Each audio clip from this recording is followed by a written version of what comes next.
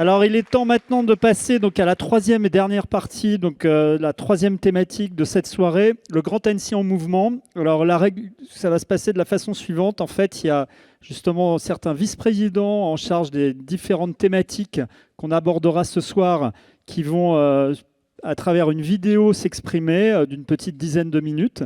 Et ensuite, ce sera à vous. Les habitants du Grand Annecy, les citoyens, vous pourrez poser des questions donc, directement aux élus qui sont ici dans la salle et qui vous répondront. Également, les gens sur les réseaux sociaux. Il y a l'équipe du Grand Annecy qui est sur la page Facebook du Grand Annecy. Donc, vous pouvez poser les questions, également celle de 8 Mont-Blanc. Je serai votre porte-parole et je les transmettrai donc aux élus. Alors, il y a deux grandes thématiques. On va avoir avec deux grandes vidéos. La première, c'est organiser et préserver notre territoire. Donc, on a les élus, les vice-présidents qui sont en charge de ces thématiques. Donc, Christian Anselme, l'aménagement. Fabienne Duliège qui va nous parler d'agriculture.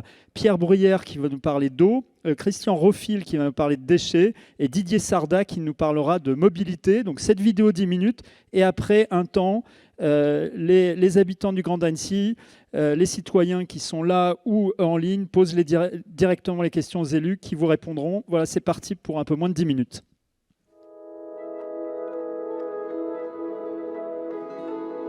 Dès le lancement du projet de territoire, nous avons compris que pour aménager autrement, que pour apaiser le territoire, il était nécessaire d'élaborer un nouveau document de planification.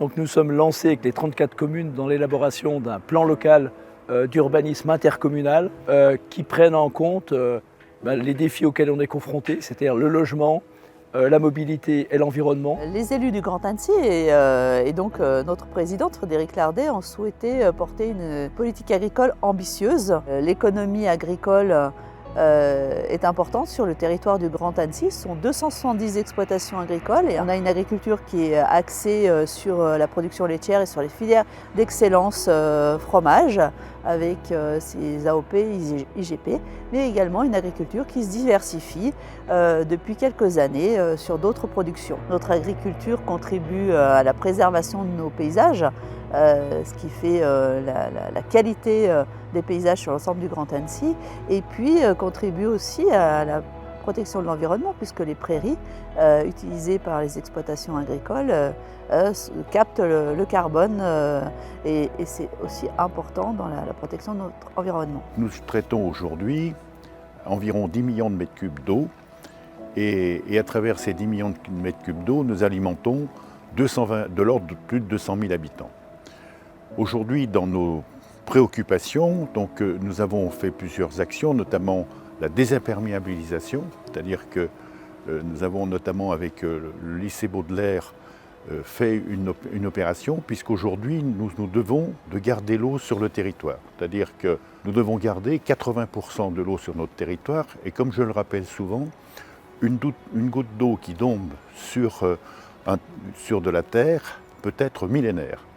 Si elle tombe dans un tuyau, dans 10 jours, elle est à Marseille. Au niveau des déchets, nous mettons en place dans un premier temps et pour le 1er janvier 2023 ce que l'on appelle l'extension des consignes du tri, à savoir que l'on va récupérer dans les poubelles jaunes dédiées à déjà une partie des matériaux triés, l'ensemble des emballages. Globalement, on va augmenter le volume de ce tri de 20%, qui seront des matières pratiquement toutes revalorisées et réutilisées pour refaire de nouveaux produits sans aller taper dans les matières premières. J'imagine, comme dans toutes les directions de mes collègues, on a des moments de programmation, c'est-à-dire des documents programmatiques à sortir, et puis des actions à mener. Donc nous, dans notre délégation mobilité, c'est les bus, c'est les vélos, c'est la sécurisation des piétons. Donc voilà, nos actions, on les retrouve sur la voirie.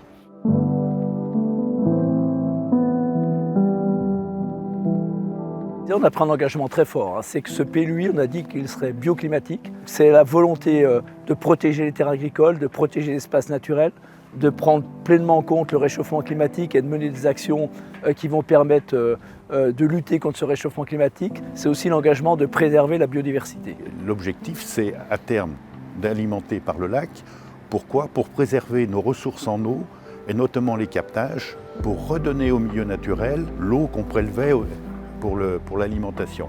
Donc on part du lac et à terme on va distribuer l'ensemble de nos communes par le lac pour soulager nos ruisseaux et nos rivières et leur laisser les captages. Ce sera moins de véhicules sur les routes puisque l'on va baisser la quantité des déchets par les mesures que l'on met en place qui, en plus de l'extension des consignes de tri, vont concerner ce que l'on appelle les fermentés cibles, c'est-à-dire en gros les épluchures de cuisine, qui vont pour au moins la moitié être compostées sur place. Toutes les actions qu'on mène au niveau de la mobilité, c'est pourquoi? C'est pour sortir de la voiture individuelle qui aujourd'hui est quasi indispensable pour aller du point A au point B. Donc toutes les actions qu'on va faire, que ce soit sur nos transports en commun, sur nos vélos, sur l'amélioration de la marche, c'est pour que les gens abandonnent la voiture individuelle et donc agissent sur les gaz à effet de serre et la pollution.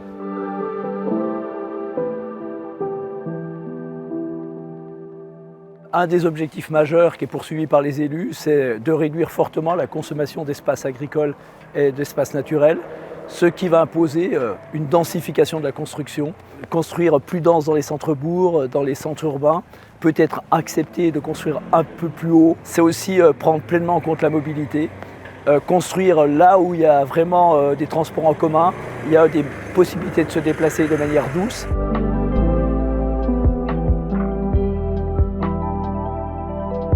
Un programme d'action qui est construit avec de nombreux acteurs du territoire et qui vise à permettre aux grands Annéciens de s'alimenter en proximité et avec des produits de bonne qualité. Les enjeux sont aussi des enjeux de santé, de sensibilisation à une bonne alimentation pour une meilleure santé. Développer les circuits courts aussi de proximité est important aussi de rapprocher les producteurs et les consommateurs.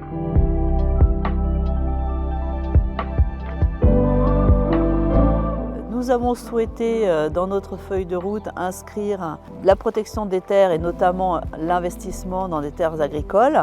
Il se trouve qu'à Alby-sur-Chéran, il se vendait récemment une propriété avec 1 hectare de terre et un bâtiment agricole. Et donc en lien avec la commune, nous nous sommes positionnés pour racheter cette propriété. Le but, c'est d'installer un maraîcher ou une maraîchère. Et donc nous sommes à la phase d'appel à candidature qui est en cours actuellement jusqu'au 15 décembre.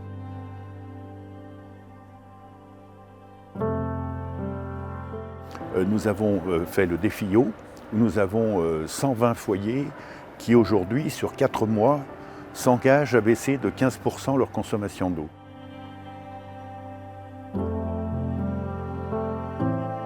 Sur les vélos, on a des actions à court terme et des actions à long terme. Les actions à court terme, c'est tout ce qu'on a pu faire sur le vélo en libre service, c'est-à-dire mailler le territoire avec 50 stations sur lesquelles on retrouvait une dizaine de vélos. Les vélos qu'on peut prendre pendant une demi-heure gratuitement, 1,50 € de l'heure, et qui sont très chers après parce que la vocation de ces vélos, c'est pour les courts déplacements.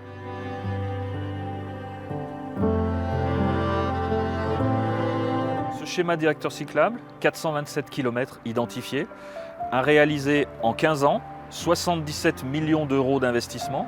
Aujourd'hui, il y a 79 km existants. Il y a 54 km existants mais à améliorer et il y a 294 km à créer. Alors, c'est des kilomètres en voie verte, c'est-à-dire voie partagée vélo-piéton, ou en piste cyclable, c'est-à-dire uniquement les vélos, ou en aménagement sur chaussée avec apaisement de la circulation.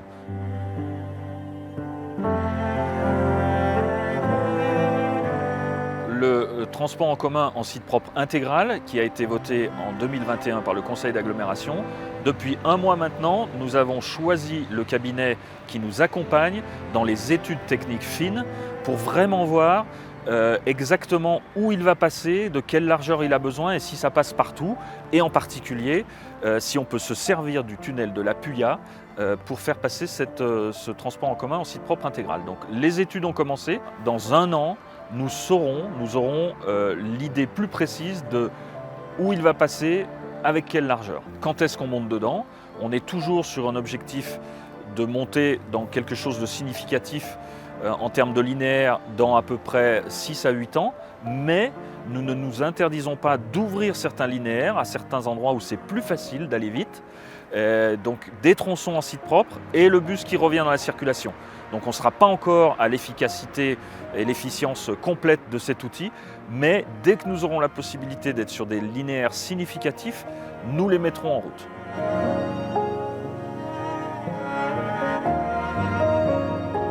Quelques principes que je vais déjà vous donner. Aujourd'hui, tout est organisé en étoile avec tous les bus qui passent par la gare d'Annecy. Ce ne sera plus le cas. Nous allons créer des tangentiels, de pouvoir aller d'Épagny vers les Glaisins sans passer par le centre, de pouvoir aller de Sénaux vers Épagny sans passer vers le centre. Donc ce sera des nouveautés qui apparaîtront pour une petite partie à l'automne 2023, mais la restructuration du réseau plus importante sera au printemps 2024.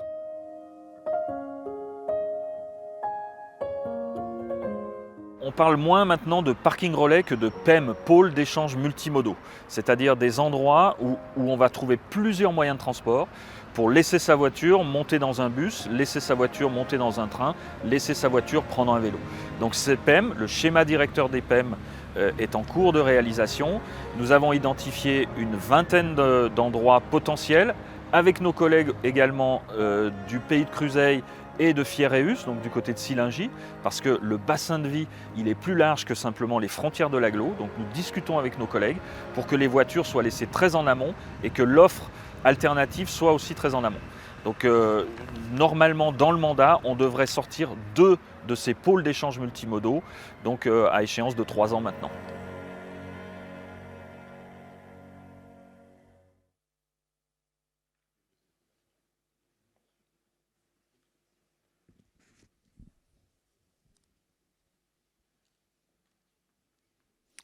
Voilà, merci beaucoup pour cette. Ça, c'était donc la première thématique. Il y aura ensuite un deuxième thème. Donc là, on était donc organisé, préserver notre territoire. Donc, place maintenant, si dans la salle, des habitants du Grand Annecy ont des questions. Évidemment, la première question est toujours difficile. N'hésitez pas. Voilà, quelqu'un se lève. Il y a une personne qui va. Alors, simplement, si vous pouvez juste voilà, vous présenter, vous lever. Vous donnez votre nom, et puis si au cas où vous représentiez une association ou un groupe quelconque, n'hésitez pas à nous le dire. Donc moi, je ne sais pas si ça marche. Je m'appelle Sylvain Adam, donc je suis natif d'Annecy. Mon père est d'Annecy, ma mère de Doussard.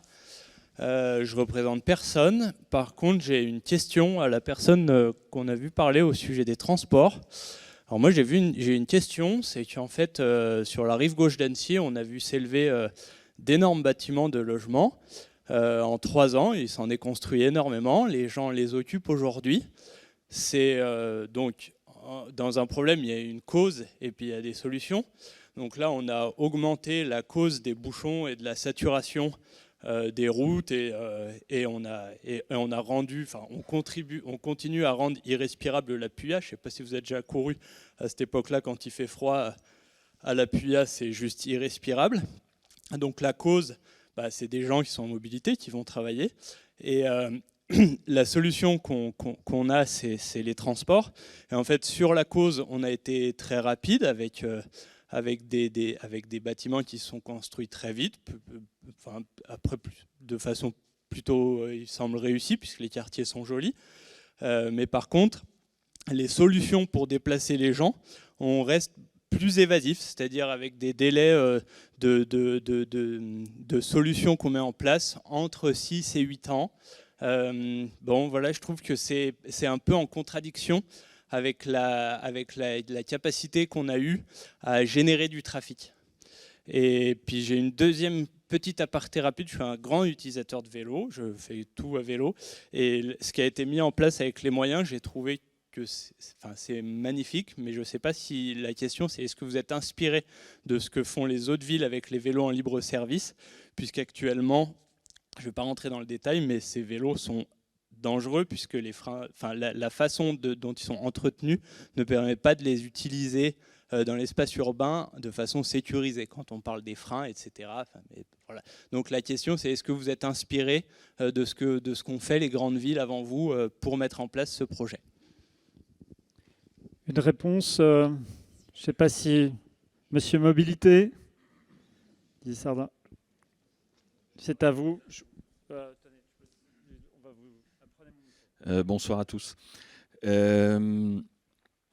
Vous pouvez répéter la question? Non, je vais essayer de. Je vais commencer par les vélos parce que c'est celle dont je me souviens plus facilement. Donc effectivement, nous avons lancé le système de vélos en libre service il y a 2 ans maintenant. 10 stations autour du lac la première année, une 50aine maintenant, une 60aine à la rentrée.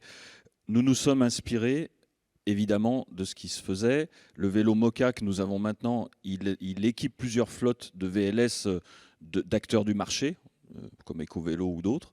Donc c'est un modèle qui est adapté au VLS. Le premier, le Vitality, je parle un peu technique, mais c'est celui qui était avec le vélo en longue durée.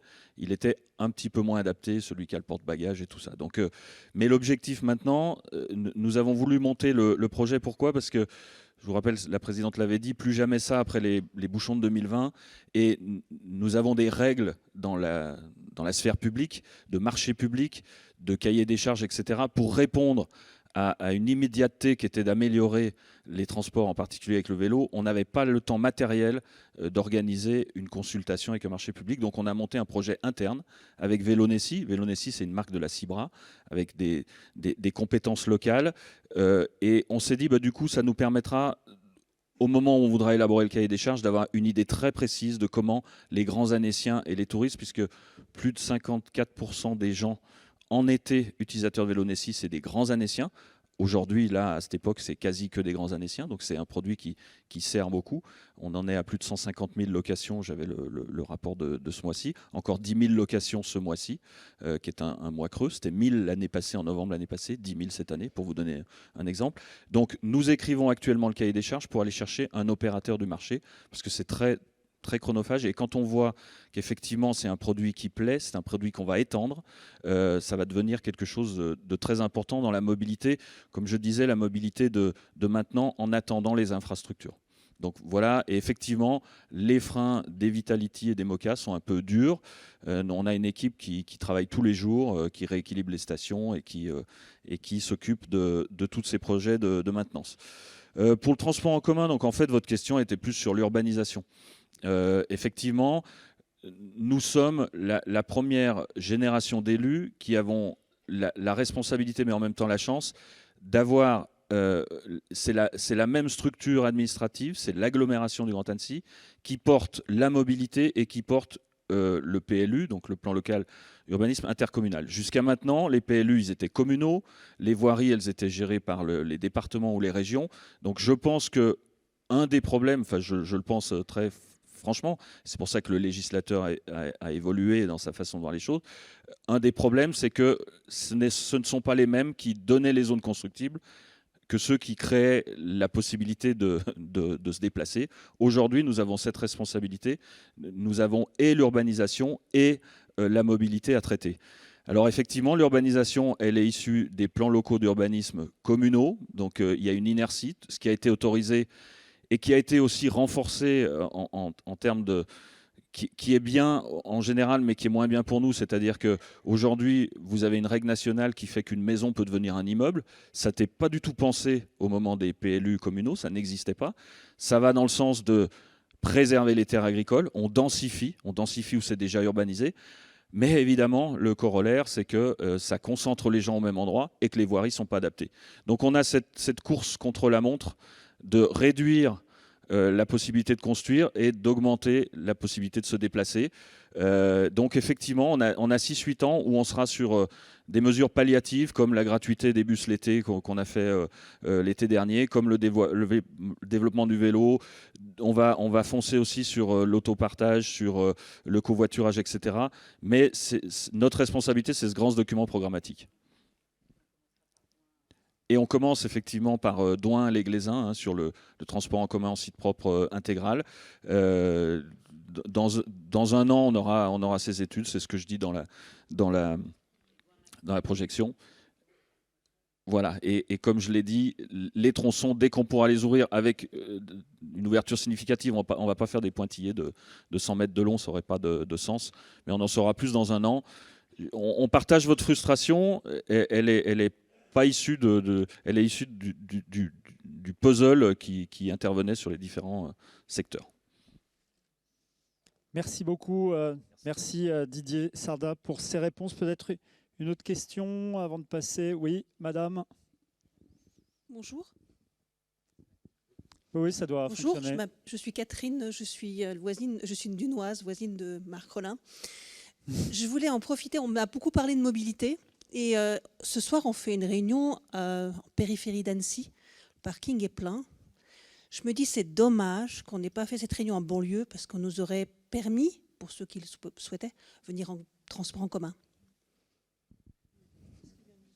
Oui, mais si les bus viennent jusque-là, mais c'est quand on vient de loin, il y a on travaille, on a des correspondances à faire. Si on est au centre, on parle de mobilité et on parle d'étoiles. Si on fait des réunions sur le transport au centre d'Annecy, c'est plus facile. En fait, on est plus à même de changer nos comportements. Là, on est venu en voiture. Enfin, moi, je suis venu en voiture. Je n'ai pas réfléchi. Ouais, je suis venu en vélo, personnellement, mais bon. Si on veut oui, commencer à changer, aidez-nous, en fait. C'est ce que je voulais dire. Aidez-nous, parce que c'est pas facile de changer ses habitudes. Message passé. S'il y a une autre question, madame. Alors, nous qui venons du pays d'Albi, on préfère se garer ici que dans le centre d'Annecy. Il n'y en a pas beaucoup. Et à l'heure où on va finir la réunion, on ne pourra pas rentrer en bus. Merci. Monsieur, je vous en prie. Jean-Pierre Bonmasson. Le micro, pardon. Depuis qu'on parle du développement, des axes de développement d'Annecy et de la mobilité. Attendez, pardon. Monsieur d'abord, qui a demandé la parole. Oui, monsieur, allez-y.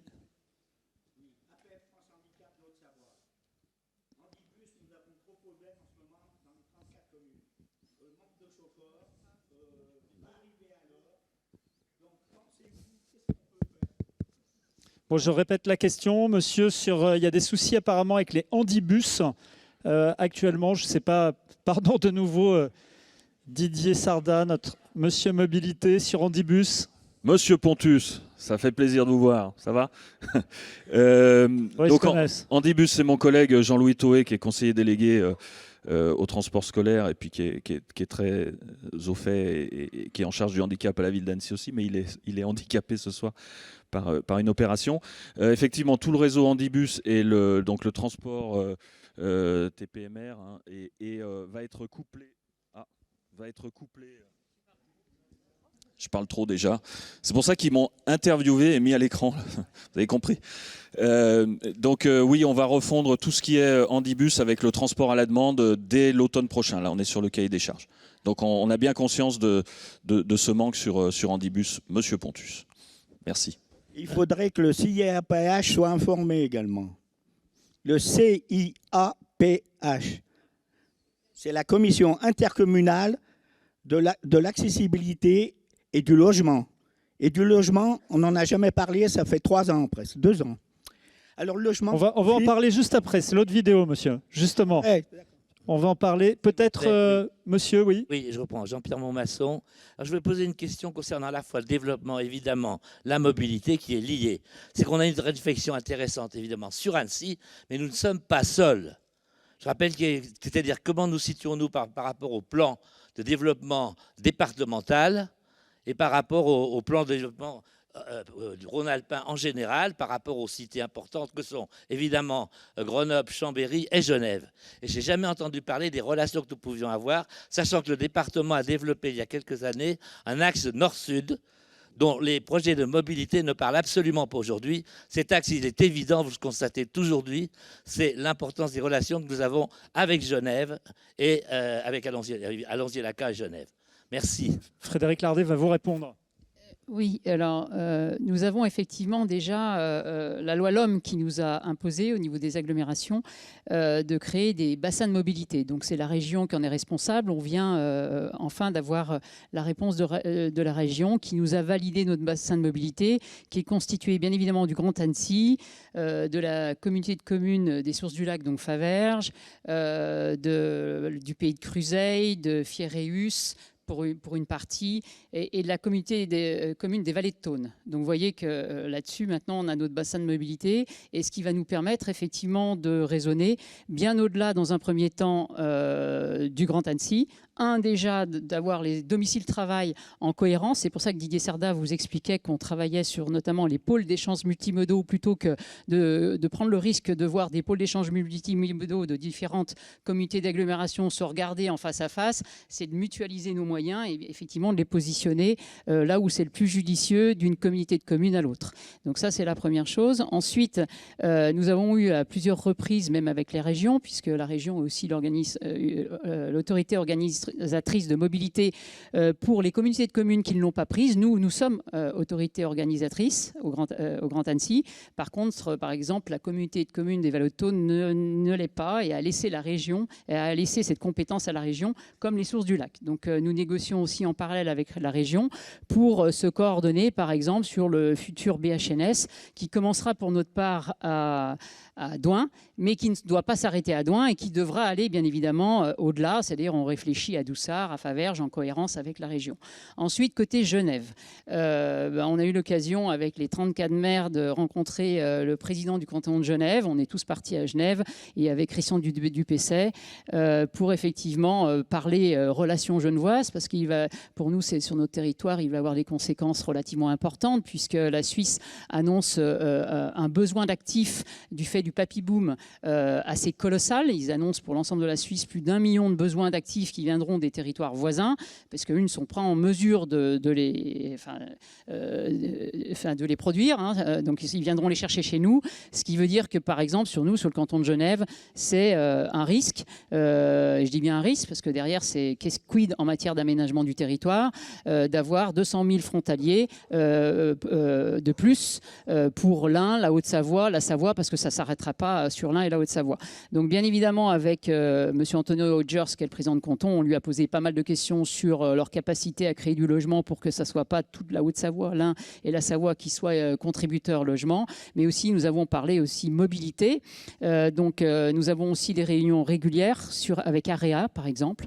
Comment est la région, puisque les bus qui vont sur Genève et l'aéroport, c'est la compétence de la région. Donc comment effectivement on peut, et AREA nous a donné une réponse positive, pour utiliser ce qu'on avait voté dans le cadre de la loi LOM, c'est-à-dire mettre à disposition une des voies, notamment sur le pendulaire, à usage exclusif du covoiturage, des bus et puis aussi des véhicules propres ou des véhicules électriques. Et donc ça, AREA nous a entendu et est tout à fait prêt à le faire.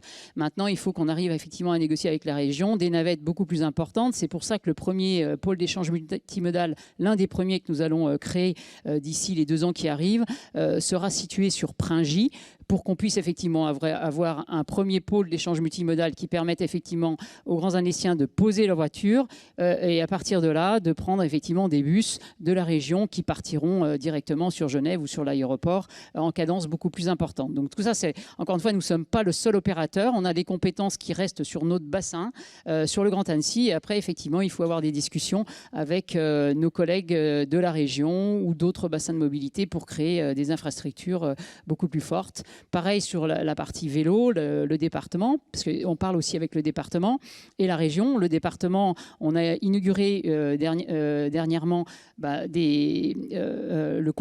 doublement de la RD 3508 qui avait été opéré par nos prédécesseurs. Et aujourd'hui, on voit que le département a cette intelligence de pouvoir effectivement et de vouloir demain dédier une des voies pareilles en période pendulaire, une voie dédiée aux véhicules électriques, au covoiturage et aux futurs bus tangentielles, aux lignes tangentielles dont vous a parlé notre vice-président à la mobilité, que nous allons créer pour rallier Épagny le plus rapidement possible à la zone des Glaisins en particulier. Mais ce n'est qu'un exemple. Donc voilà un petit peu les discussions que nous avons en ce moment avec les personnes et les territoires qui nous entourent. Merci beaucoup.